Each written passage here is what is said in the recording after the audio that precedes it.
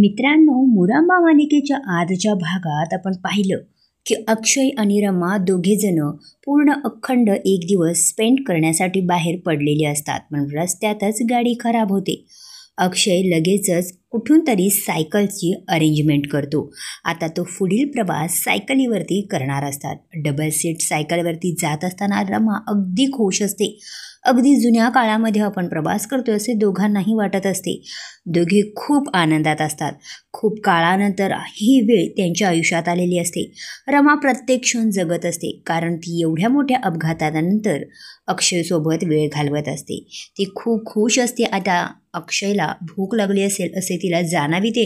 खाण्यापिण्याचं सामान तर गाडीतच राहिलेलं असतं, म्हणून रमा त्याला थांबायला सांगते आणि मोबाईल घेऊन ती खाण्यापिण्याची सोय करण्यासाठी जाते. तर दिसतं तर आपल्याला एका चुलीवरती रमा अक्षयसाठी गरमागरम भाकरी बनवताना दिसत आहे.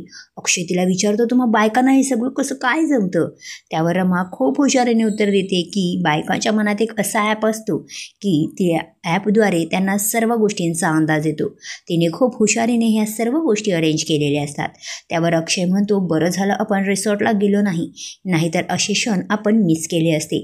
अक्षयही तेथून रानमेवा गोळा करतो आणि मस्तपैकी कैरीचा ठेचा तो तयार करतो. दोघेजण मनसोक्त भरपेट जेवतात आणि आता तिथेच 2 तास आराम करण्याचं ठरवितात.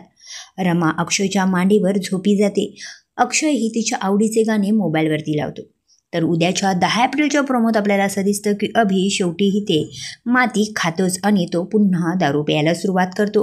अक्षय त्याला पाहतो आणि म्हणतो, अरे तू तर अर्थाची शपथ घेतली होती की पुन्हा कधीही दारू पिणार नाही, मग आता पुन्हा का दारू पित आहे? त्यावर अभि म्हणतो, अरे तुला काय आहे, तुझी लाईफ अगदी स्मूथ आहे, तुझ्या आयुष्यात तर मिरेकल्स होतात. रमा एकदा निघून गेली होती, परत देखील आलेली आहे. अरे काय माहीत या काळामध्ये ती कोणासोबत होती, काय घडलं हे तर तू साधं तिला विचारलं सुद्धा नाहीस. आता अभि दारूच्या नशेत बरंच काही बरळून जातो आणि अक्षयला अभि असा का बोलत आहे याची शंका येऊ लागतो. दुसऱ्या दिवशी अक्षय रमाला विचारू लागतो, अपघातानंतर तू जेव्हा नीलला इथे घेऊन आलेली होती त्या मधल्या काळात काही गोष्टी झाल्या आहेत का? तू माझ्यापासून काही लपवत आहे का? अक्षयने विचारलेल्या या प्रश्नावरती रमाला जे सत्य अक्षयला सांगायचे असते ते आता तरी सांगून ती रिकामी होईल का? अभिने जी पाल अक्षयच्या मनात चुकचुकलवली आहे त्या प्रश्नाचे उत्तर रमा देऊ शकेल का? माहीचं नक्की काय झालेलं आहे ती प्रॉब्लेममध्ये तर नसेल ना? पाहणे रंजक ठरेल. मालिकांची अपडेट करता श्वान मराठी यूट्यूब चॅनलला सबस्क्राईब करा. धन्यवाद.